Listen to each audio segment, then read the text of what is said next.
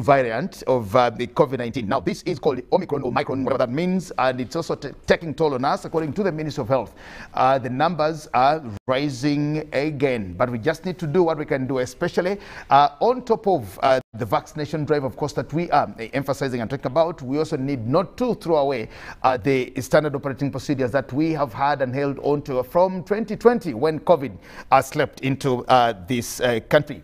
But here's where we are today. Now, conversation turns to Rosa Mushega, who is a special education resource specialist, here with me this morning to talk about professional development on students' achievement. You're very welcome, Rosa. Thank you very much for having me. Happy to have you in studios this morning, and here is where we are, live on UBC TV.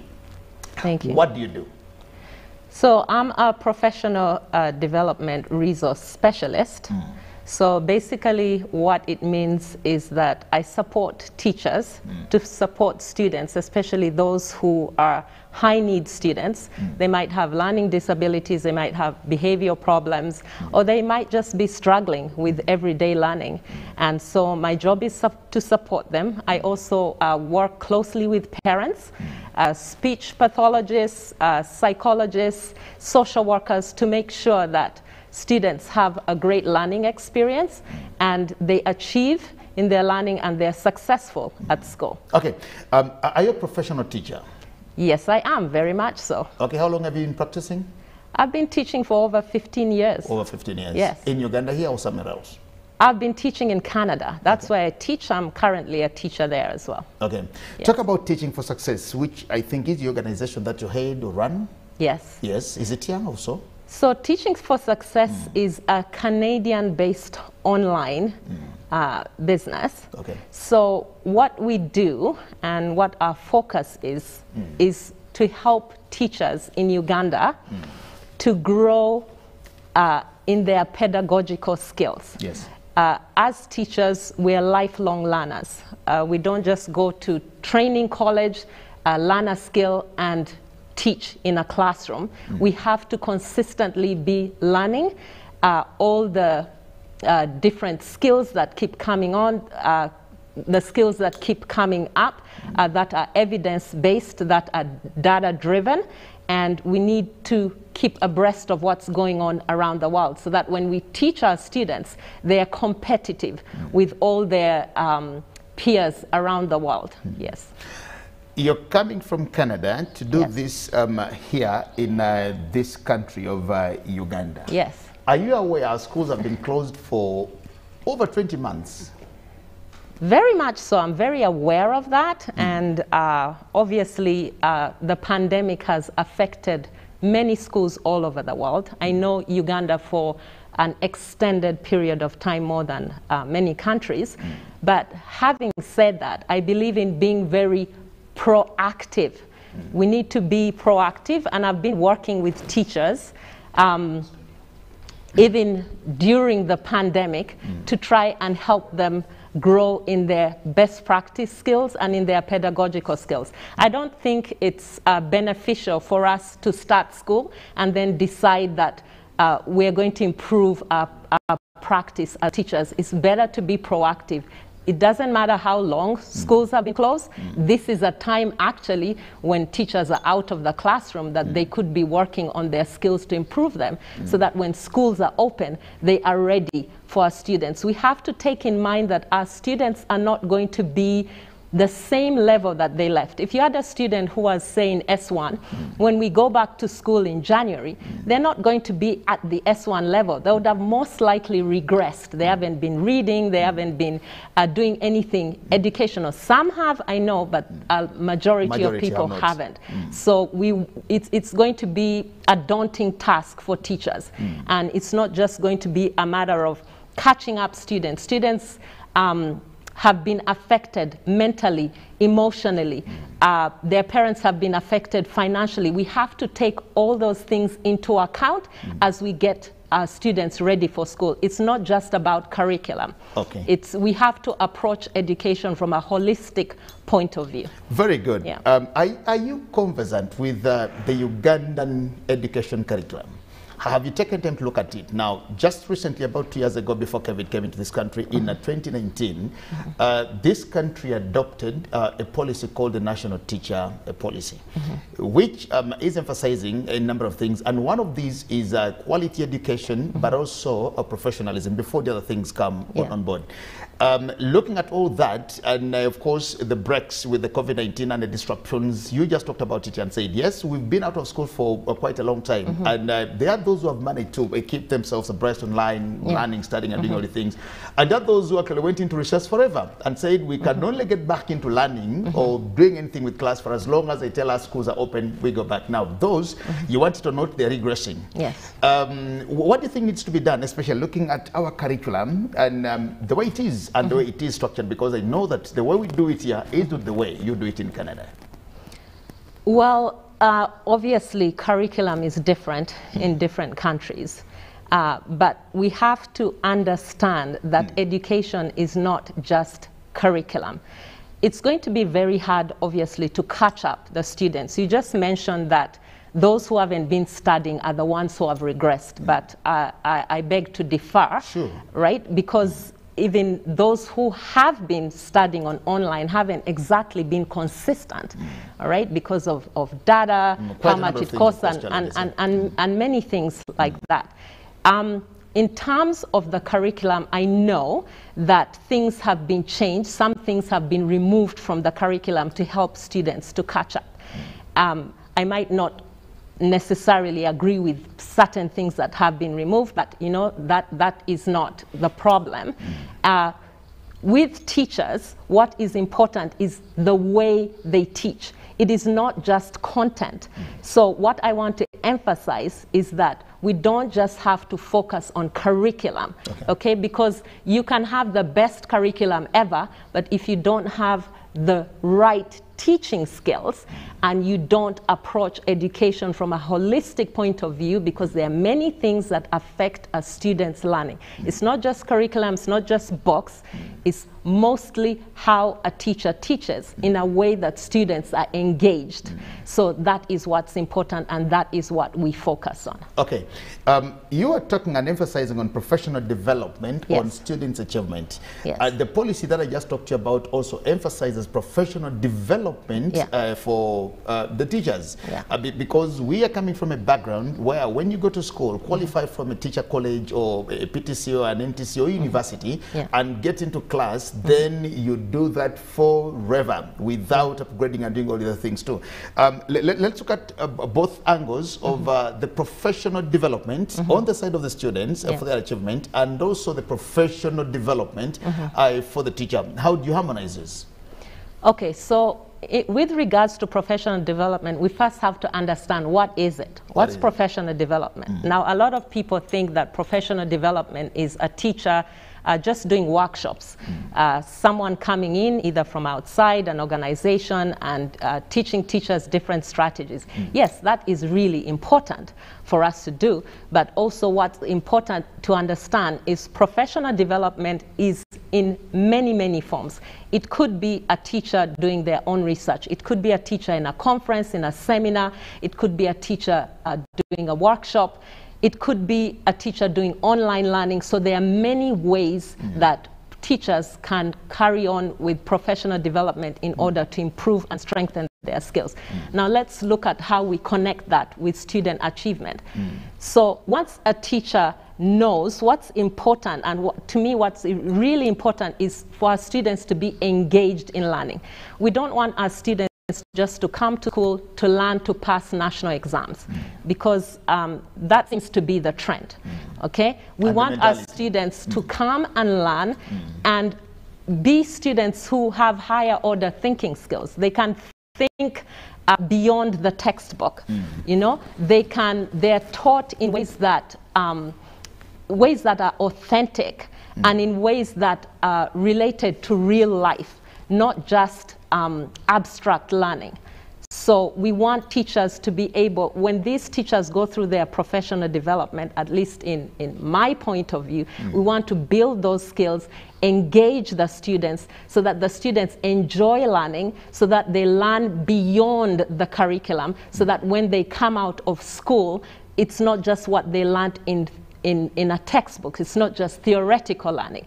I would like to give an example of that so that the viewers can understand this better. For example, if I'm teaching a lesson on time, how to tell the time, I'm not just going to get my analog clock or my digital clock and say it's quarter past or quarter to or something like that. I'm going to first ask the students, like, why do we learn about time? How does time help us? You know, when do we use time? You know, is it important to be able to get to a place at a certain time, to be on time for your job, to know how long time has elapsed before something happens? So those are the skills that we want to impart to our students so that they can connect their learning to everyday life, which engages them and makes them more interested in learning. If the students are happy, teachers are happy, parents are happy, we're all learning and we're all improving, the whole nation improves because we're learning in a way that's authentic. Yeah. Do you look at us achieving that in our education system, for example? Do you look at us achieving that? Can we adopt that, do it, and have effective development, professional development for our students? Professional development, I'm focusing on professional development for our teachers so that our students can achieve. It's very doable. I am not under the illusion that it is something that can be done overnight, but I totally believe that we can start one step at a time, one school at a time, you know, a district at a time. It's something that it doesn't have to be professional development brought in by an organization into a school, but we can also train teachers to support each other, to collaborate with each other. In a school, you have teachers who are really strong teachers, and you have some who are not so strong. So to get teachers to support each other, to observe each other's teachings, to buddy up with each other and gain experience in that way. So there are so many ways that teachers can improve in their teaching practice. And yes, to answer your question, it's very doable, but we have to be open to it. We have to understand what professional development is and not just think it's teachers in front of a classroom. We have to understand that, say, if you are teaching teachers technology, because I know a lot of schools are doing online teaching now. I mean, some of them, I know that most schools are closed, but some of them have been doing online teaching. Do we stop to think about how the teachers who are teaching this online program, like, how does it impact them? Are they qualified? Have we got a teacher who's really patient with those teachers, an instructor who is going to differentiate their learning and say, okay, this teacher is really good at technology, you know, so I'll let them carry on with their training, and this teacher is really slow, or maybe they're afraid of technology, they're not so strong in it. How do we support this teacher? So we need to support our teachers just like we support students. And once we have teachers who are well supported, then the students as well will achieve because their teachers are stronger. Very important. Now, who is Teaching for Success doing this with to achieve it in this country? So Teaching for Success is a business that I started at the beginning of this year. Why did I do that? First of all, my heart, much as I don't live here, my heart is here. I am a Ugandan, you know, and I want to give back to this country. I did study here till the middle of my S4, you know, so I know a little bit about the education here. Its challenges, its achievements and all these things, Yes, so I know something about it from a student's perspective. I also am an educator. I have studied in the UK. I did my high school and my university there, and then I obviously have my teaching qualifications from Canada. So I believe that Teaching for Success, because I want to give of what I learned, my expertise, I want to be able to help the teachers here. I'm very passionate about sharing knowledge. And I don't come from a perspective of, oh, I'm an expert, I know everything, teachers in Uganda know nothing, so I'm here to change the whole system. No, I'm here to work, and partner is actually the right word. partner with schools, partner with teachers. I'm happy to partner with the Ministry of Education to share ideas, to dialogue, so that we can support teachers to become stronger teachers. So that's what Teaching for Success do. Because obviously I have my regular job in Canada, I can't be here all the time, but I can sacrifice my weekends to be able to teach online, which I do for free, may I say. Right now, I'm not charging anything for the work that I do, and some schools that I'm working with are really benefiting it. They're loving it. But what's really important and interesting is I'm also learning from them, because teachers here are strong. You know, they just need support. So I am also learning from them, they're learning from me, and we're all growing together. Very important. Yeah. Now, you also know very well that COVID has actually challenged us, and many of our teachers are buying out of the teaching profession. We've seen so many go into different businesses, and even when we plan on opening schools come January 10th, many might not come back to classrooms saying we are doing some of the businesses which are actually now more profitable to us than it is. But we also know that there are quite a number of things that negatively affect teachers' professionalism and performances. Yes. From your experience as an educator, what do you think these are, and how can they be addressed to help us get the best results out of them? I think teachers need to be valued. Valuing them. They need to be valued, because we need to understand that teachers are the building block of the nation, right? We would not have accountants, doctors, hairdressers, even go down to cleaners, accountants. We would not have any profession without teachers. So number one, I would say we need to value our teachers. I don't want to go into talking about teachers' pay and all of that. That's not my expertise, right? My expertise is teacher development, so I won't really delve too much into that. Another thing is that I really welcome what the government did by introducing a policy to say that they wanted teachers to to train for 4 years to get a degree. I think that's really good, because teachers will be more qualified, and not to say that once you finish your degree, that's the be-all and end-all. You still have to continue building up on your skills. So I think that was really great. So that's another thing. Teachers have to be supported in getting further training, and obviously that takes money, right? So they need to be funded and helped and supported, because we are in a pandemic and it's really difficult.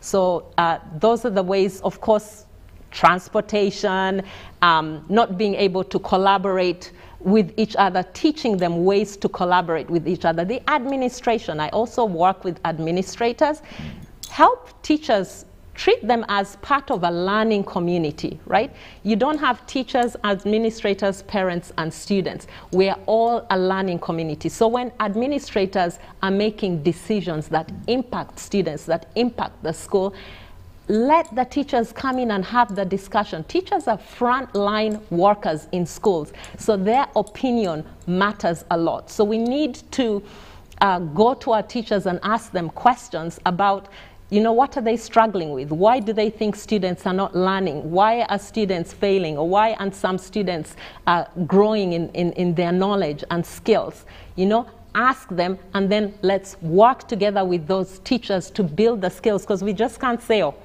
the students are really low, so we're going to leave them there. No, teachers have to find whatever strategy it takes in order to help students. So my motto for my business is leave no child behind, Teaching for Success. So we don't want to leave any child behind. We want everyone, we want teaching and education to be equitable and everyone to move forward. Okay, well, that's very important. Now, coming back to the Ugandan context, for example, you notice that we now have a timetable for reopening schools, and we now know how we're going to take our children back to school from January until December. And when you look at that entire program or timetable, we have just about 12 weeks of holidays, and all the remaining about 50 or 48 weeks, all those will be time at school. And you notice that you, the teachers, the frontline workers in education, are more with the children than the parents are. Where are the parents in this whole business of helping our children professionally for their own success? Where do we see the parents? Because much of their time is before you, the teachers, in classrooms. That is an excellent question that I would really like to address, because I feel a lot of onus is put on parents.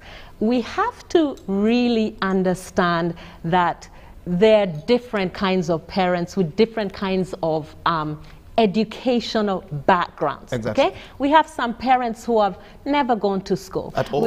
Yeah, at all. We have some parents who have maybe just finished primary school or secondary school, or we have some parents who, you know, they're brilliant and they're doctors and lawyers and whatever and researchers, right? So we have to be equitable in our approach as well. We can't put too much emphasis on the parents being like the third teacher for students. I totally agree that it's really important for parents to be involved in their children's education, right? There are many ways that that can be done. In some schools I've seen, not here in Uganda, but in some schools I've worked with, there's training provided for parents to be able to support their students. But basic things that parents can do is make sure your child is reading daily, okay? You don't have to have an education to do that. Make sure that your child is getting their work done.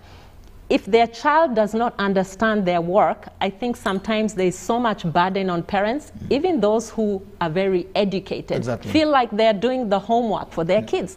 They're stressed out, but that shouldn't be the case, because our parents are not teachers. They're teachers in different ways, but not always with an educational background. So I think what is really important for us to realize is that, yes, we can help provide some programs to support parents, but not every parent is able to attend those programs. Parents are working, some work nights, some are busy, they come home really, really late. So I say that whatever we send home as teachers should be practice, not new content for students to learn.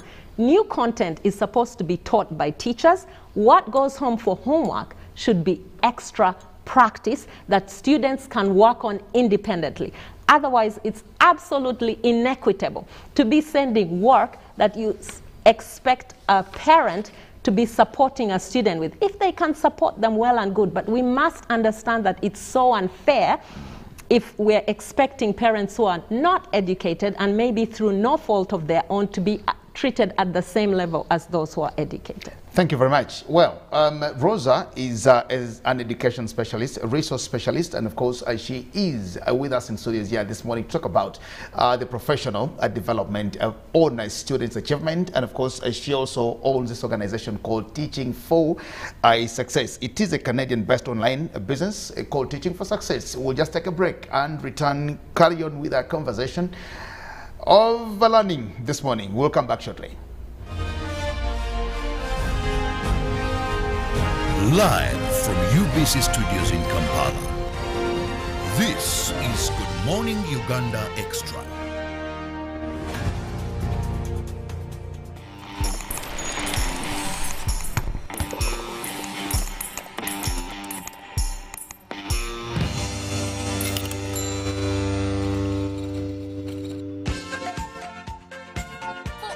Shopping needs this Christmas, come to Capital Shoppers. We have a variety of items like gift hampers, foods, garments, cosmetics, and all sorts of drinks. Enjoy your shopping experience this festive season at affordable prices in our fully stocked branches in the following areas: in Tinda Stretcher Road, opposite Makere Business School along Port Bell Road, Duster Street opposite Nakasero Market, and Garden City on Yusuf Lule Road. To all our customers and suppliers, we thank you for your continuous support. We wish you a Merry Christmas and a Happy New Year. Stay safe, wash your hands, sanitize, and wear your mask always.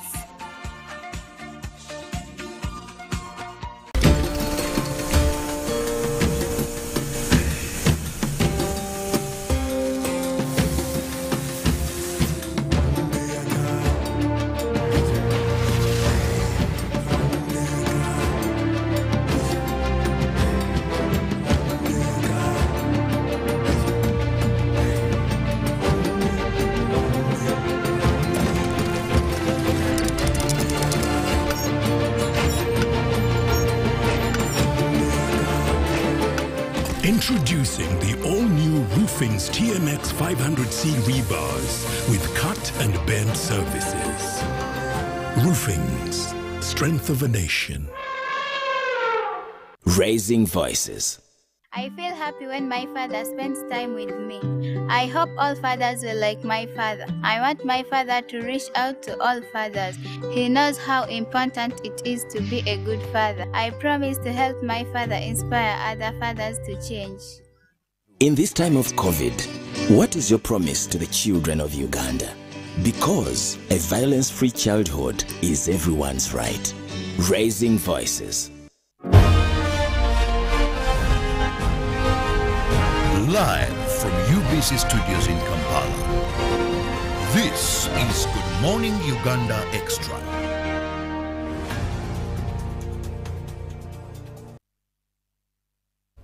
Well, a very good morning and welcome back from the break. We continue that conversation here in studios this morning, and of course talking about teaching for success, and with the emphasis on professional development, on students' achievement. And joining me in studios is Rosa Mishega. She's an education resource specialist and owns a Canadian-based online business called Teaching for Success. Here with me this morning, she is a teacher and, of course, a very passionate one at that. Welcome back from the break, Rosa. Thank you. And we continue with our conversation here as it is. Now, there is another aspect to education, and this is called the commercial aspect. Yes. Many years ago, when I and Howard Tumine went to school, we basically went to government schools. Yes. These were the schools here. We could travel from one district to go to so many districts far away from home. Yes. To go and study. Yeah. We now have schools everywhere, Yeah. in communities, Yeah. in all the streets and everywhere. Yes. And the commercial aspect where a Jagenda Semakula who never studied education, but because he got money and just saw a need of starting up a school, and that's what it is. Yeah.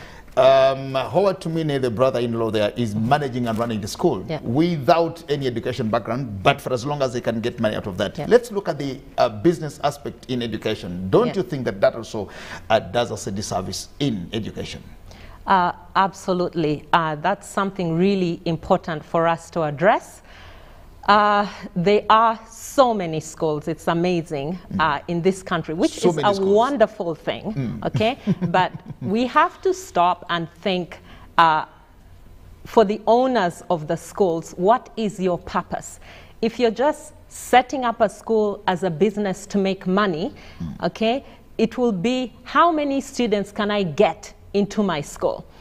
And then it moves on to how many students can I get to pass the national exams so that parents are so impressed so that they can add more students to my school and I can make more money, okay? So that's why I feel there's a lot of rote learning that comes from this. Let's cram all this knowledge into the heads of our students so that they can pass all these exams, so they don't care necessarily, I wouldn't say about the quality of the education, that's a gray line, but I find a lot of schools just teach 2 exams. It's all about passing exams. It has nothing to do about the child, their emotional well-being, their social well-being, their mental health.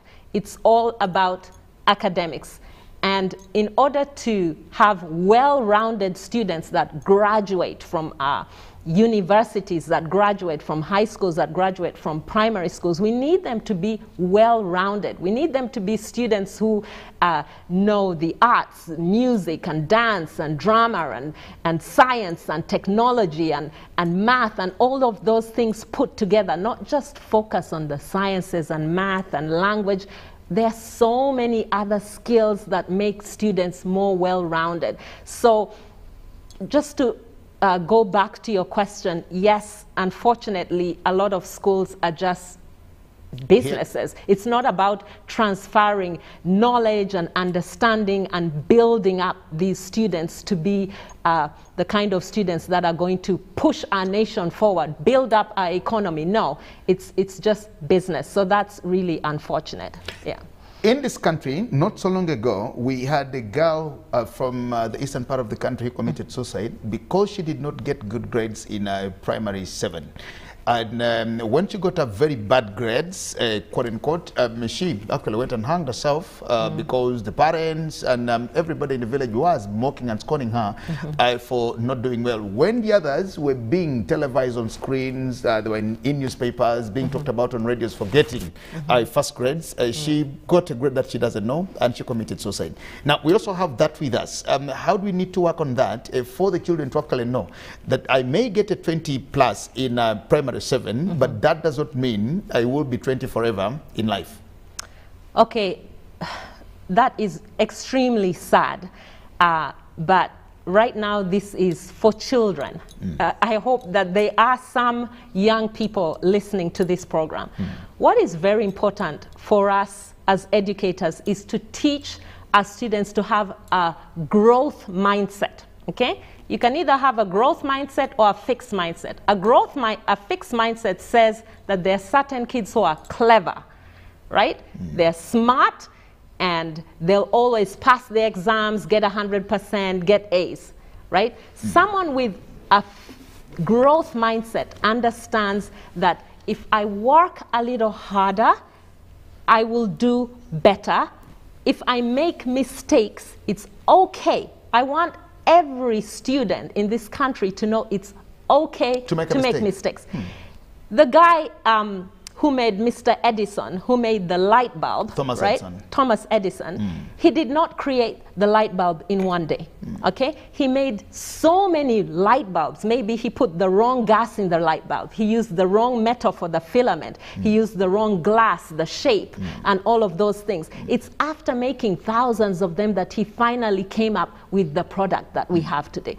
So I want students to understand that getting a mark is not what's important, but improving is what's important. As a teacher, let's address this.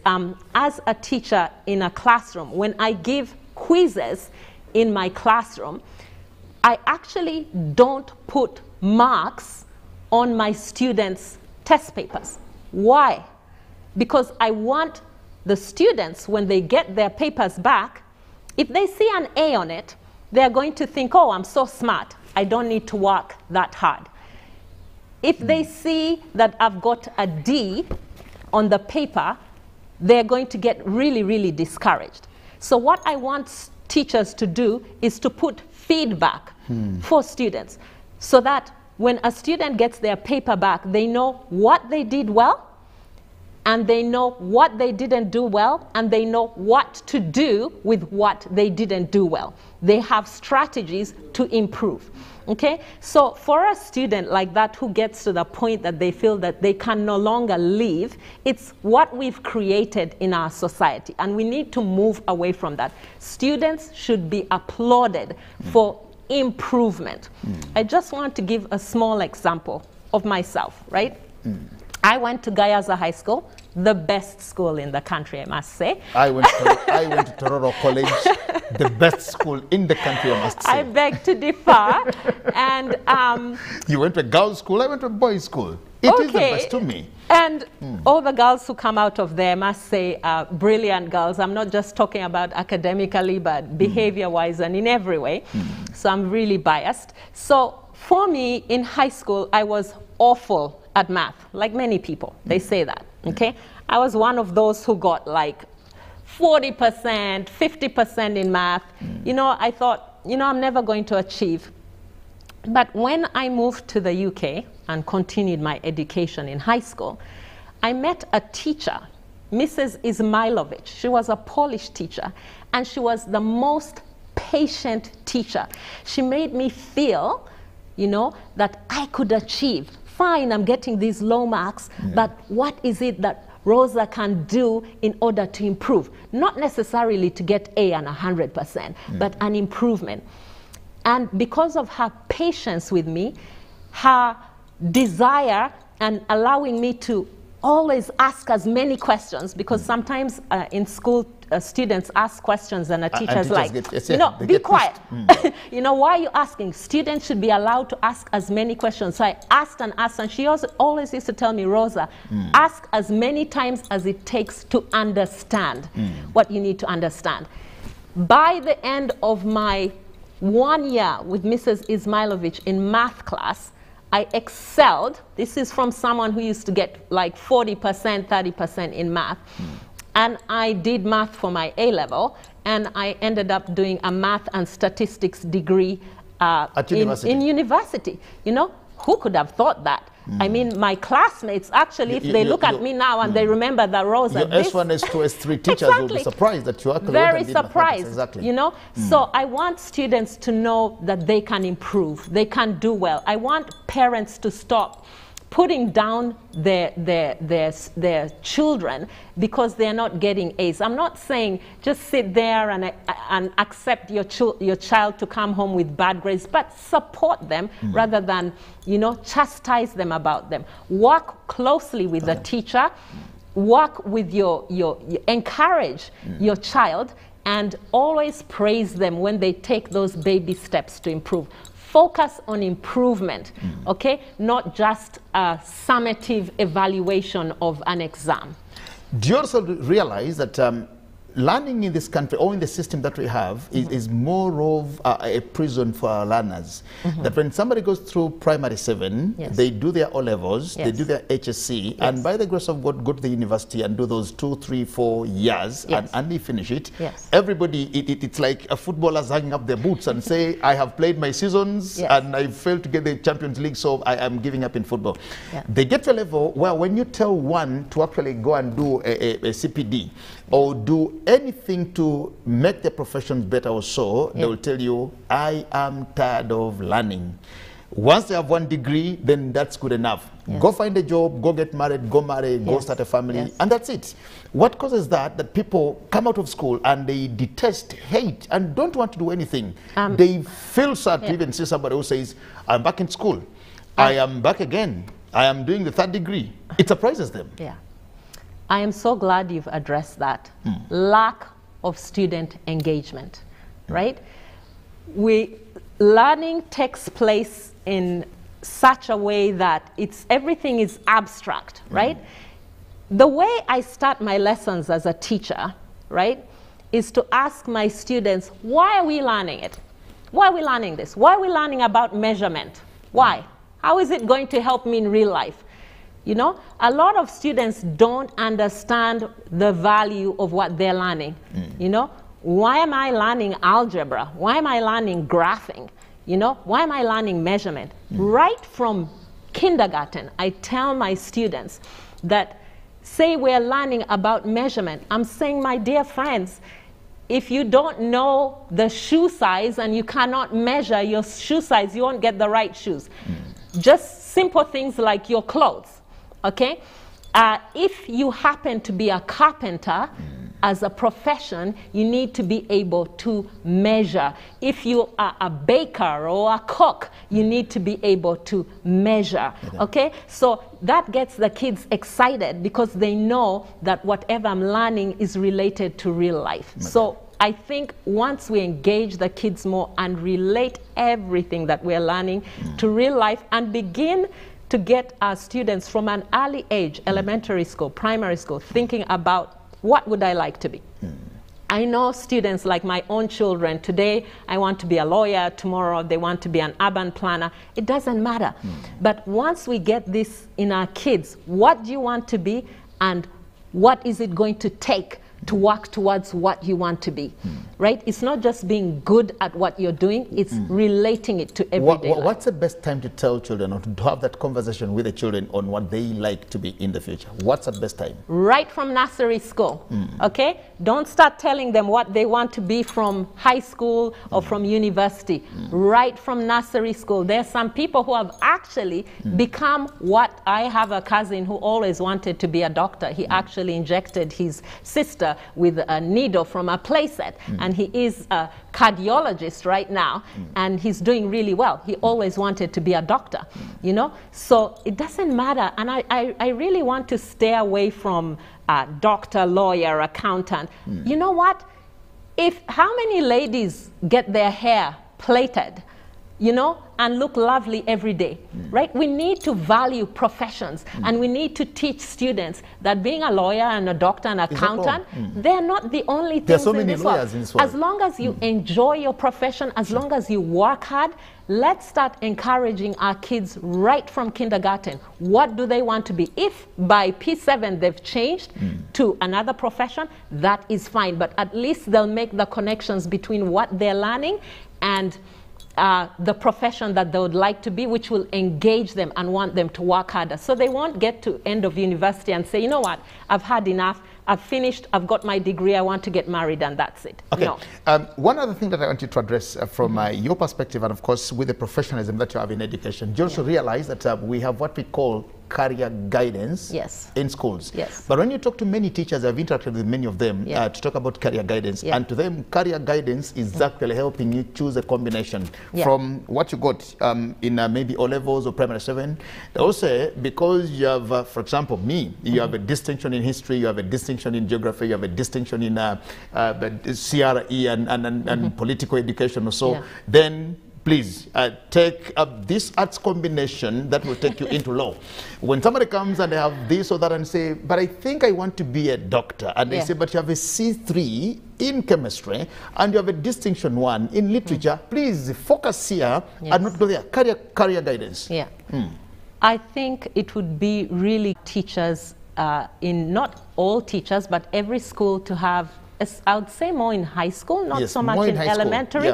Every high school should have a career guidance counselor, a trained career guidance counselor who knows a lot about different professions. I don't want to come across as someone who's like, oh, let's come in, change the system, whatever. I know we've been overnight.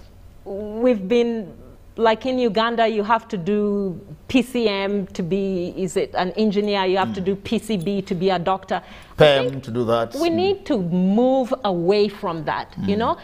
Move away from just using one summative exam to decide what a student is going to be in future. Very good. Right? I find in the first world countries, they take into account in high school, their homework, their assignments, their projects, community service. So they get all these marks together at the end, especially counting, say, your S5 and S6. Count towards your final mark that will decide what you're going to do as a profession and what mark you're going to get. I might have woken up in the morning or been really nervous, you know, and I fail my exams. That does not mean that I didn't learn anything for my whole high school. Yeah, so I think we really, if there's any way, and I know that it's something that can't be done overnight, but for example, there's a university in Canada called McMaster. You don't have to have done sciences to do medicine.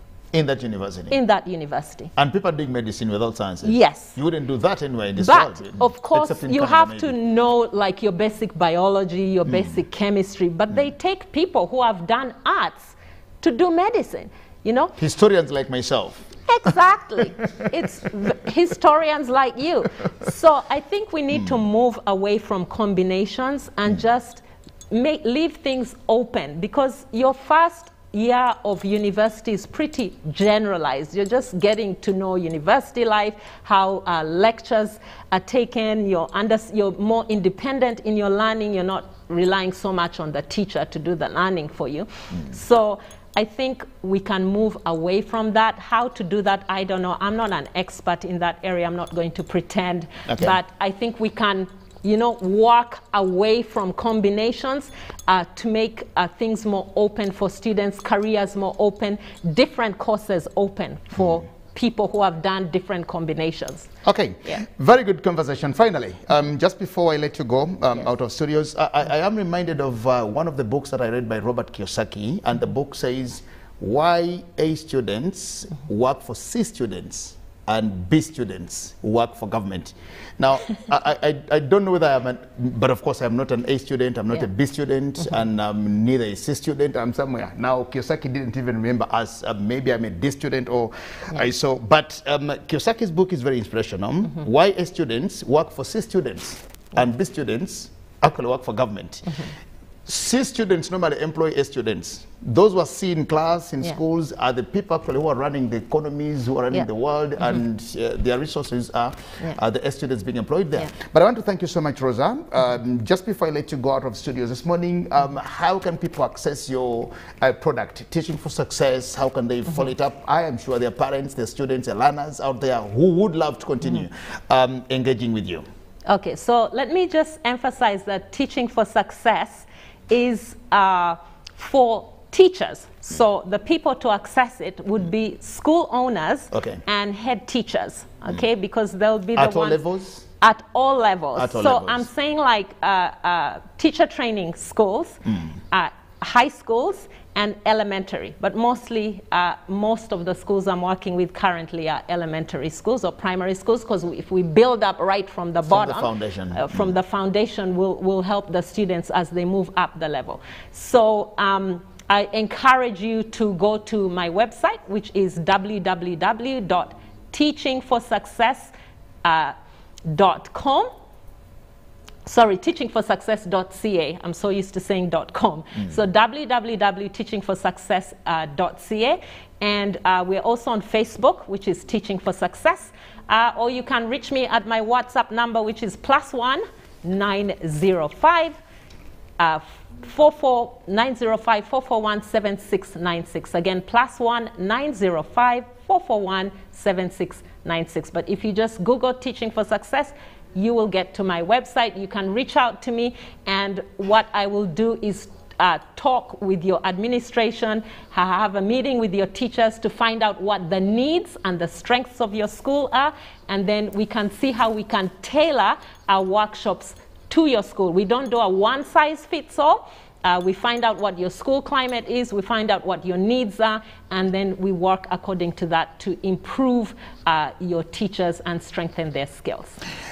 Thank you very much, Rosa. Rosa is an education resource specialist. She owns Teaching for Success. She is Ugandan, based in Canada, and of course she feels she needs to give back to this country of Uganda that gave her the basics, the elementary education and the foundation upon which she now excels, to reach out to the rest of the world. Follow her up, reach her from all the necessary platforms, as she says. Thank you so much, Rose, this morning, and of course to the teachers out there and school owners, as you also wait and get ready to open the schools in just a couple of weeks. We need to see, we need to know, and we need to plan ahead of what we need to do to ensure that we teach a full success and to let everybody enjoy this expedition of learning and education. Forgotten my country, my name is Jagan Asemakola Ziksoka. Wishing you all the best for today. Stay blessed, good morning, and bye-bye.